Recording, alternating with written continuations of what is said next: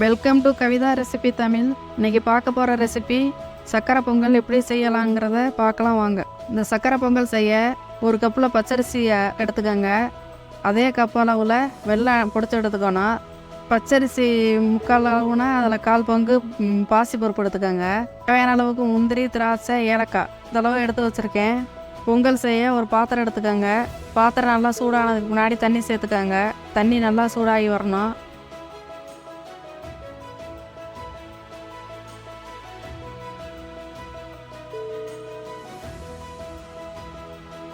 இப்போ அந்த அரிசியும் பருப்பும் நல்லா ரெண்டையும் மிக்ஸ் பண்ணி நல்லா கழுவி எடுத்துக்கோங்க. 2 தடவை கழுவிட்டு இது கூட சேர்த்துக்கோங்க.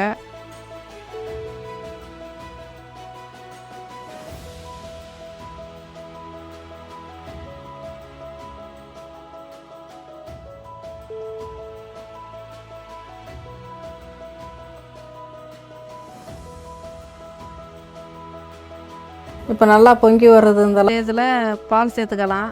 இவ்வளோ பால் சேர்த்துக்கிறேன். இந்த அளவுக்கு பருப்பு அரிசியும் அடி பிடிக்காத அளவுக்கு ஸ்டவ்வை சிம்மில் வச்சுட்டு நல்லா கிளறிக்கிட்டே இருக்கணும்.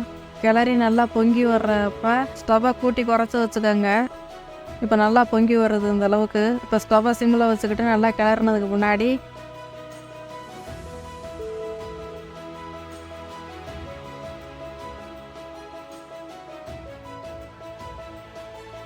ஏலக்காய் ஒரு 4-5 ஏலக்காய் எடுத்து தட்டி வச்சுருக்கேன். அதையும் சேர்த்துக்கலாம். அந்த பருப்பும் அரிசியும் நல்லா வெந்து நல்லா வரணும். அது வரையும் நல்லா ஸ்டவ்வை சிம்மில் வச்சு நல்லா கிளறிக்கிட்டே இருக்கணும். அப்போதான் இந்த தண்ணியும் அந்த அரிசி பருப்பு எல்லாம் சேர்ந்த மாதிரி நல்லா வெந்து வரும்.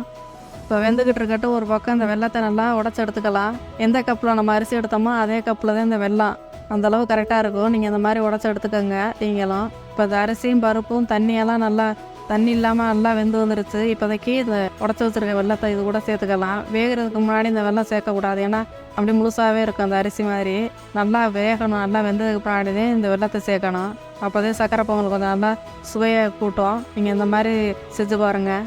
இதுக்கு முன்னாடி கொஞ்சம் லைட்டாக தூள் சால்ட்டு சேர்த்துக்கோங்க. இப்போ கொஞ்சம் வெல்லத்தை சேர்த்து நல்லா அந்த மாதிரி கிளறிக்கிட்டே இருக்கணும். ஸ்டவ்வை சிம்மில் வச்சு நல்லா வெல்லமெல்லாம் நல்லா எல்லாமே நல்லா மிக்சிங் ஆகிற அளவுக்கு நல்லா கிளறி கொடுத்துக்கிட்டே இருங்க. அந்த அளவுக்கு. இப்போ இந்த பக்கம் முந்திரி திராட்சையை வறுத்தெடுத்துக்கலாம். இப்போ இந்த பேனில் நெய் சேர்த்துக்கோங்க. 2 ஸ்பூன் நெய் சேர்த்துக்கிறேன். நல்லா சூடானதுக்கு முன்னாடி முந்திரி ஒரு கைப்பிடி எடுத்துருக்கேன். நல்லா பொன்னிறமாக வறுத்துக்கோங்க. இப்போ திராட்சை அதையும் சேர்த்து நல்லா வதக்கிட்டு இது கூட நல்லா சேர்த்துக்கலாம். சேர்த்து நல்லா இதையும் நல்லா கிளறிக்கிட்டே இருக்கணும். இது கூட நெய் சேர்த்துக்கலாம். கடைசியாக நெய் சேர்த்துக்கலாம். எவ்வளவு தேவையோ அந்த அளவுக்கு நம்ம நெய் சேர்த்துக்கலாம். இப்போ இது கூட நெய் சேர்த்து நல்லா கிளறிக்கோங்க. நல்லா சுவையான சக்கரை பொங்கல் ரெடி ஆயிடுச்சு. நீங்களும் இது போல் இந்த அளவுகளோட கரெக்டாக செஞ்சா ரொம்பவே ருசியாகவும் இருக்கும். திகட்டாமவும் நல்லா சாப்பிடலாம். இது போல் செஞ்சு பாருங்கள். இப்போ தமிழர்களுக்கெல்லாம் பொங்கல் வருது, தைப்பொங்கல். இதே போல் செஞ்சு நீங்களும் வழிபடுங்க. இந்த வீடியோ பிடிச்சிருந்தா லைக் பண்ணுங்கள், ஷேர் பண்ணுங்கள், சப்ஸ்கிரைப் பண்ணுங்கள்.